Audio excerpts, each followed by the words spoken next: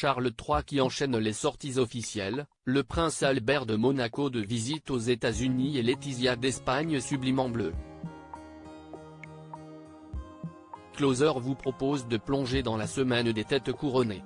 Nouvelle semaine chargée pour nos têtes couronnées préférées, à l'image de Charles III qui a enchaîné les sorties officielles, ces derniers jours. Ce jeudi 26 octobre, le roi était à Norwich pour inaugurer une unité de soins palliatifs de pointe.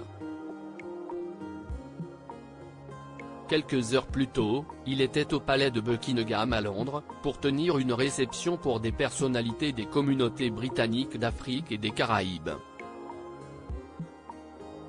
Mercredi 25 octobre, Charles III a reçu le prince héritier du Koweït Cheikh Michal Al-Ahmad Al-Jaber Al-Sabah lors d'une audience au palais de Buckingham.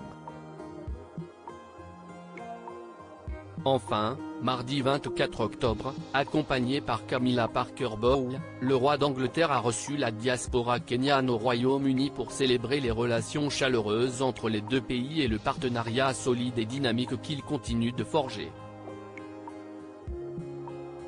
Les autres membres de la famille royale britannique se sont montrés beaucoup plus discrets cette semaine, à l'image du prince William.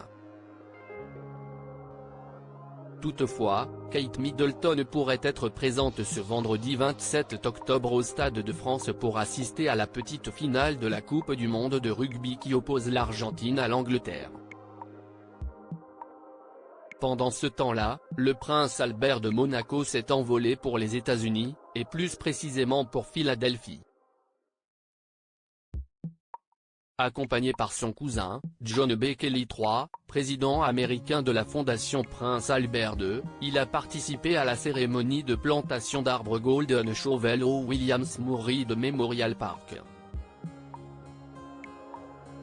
Lundi 23 octobre, sur le rocher monégasque, Pierre Casiraghi, Louis et Marie Ducruet ont assisté à la soirée des Sport Awards 2023 qui se tenait dans la principauté.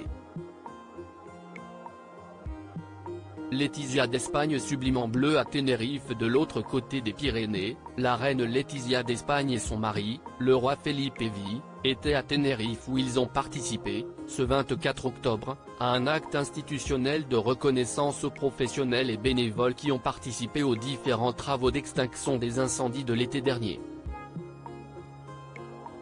Pour cette cérémonie, la reine avait choisi de recycler un élégant ensemble marine de la griffe espagnole Galcon Studio, composé d'un corsage sans manches drapé et d'une jupe fluide midi fendue.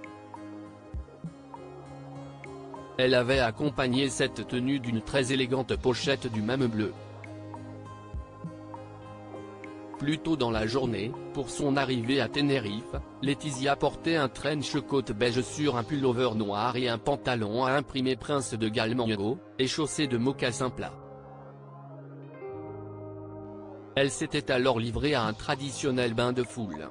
Enfin, ce jeudi 26 octobre, la reine Maxima des Pays-Bas a visité la Dutch Design Week à Eindhoven.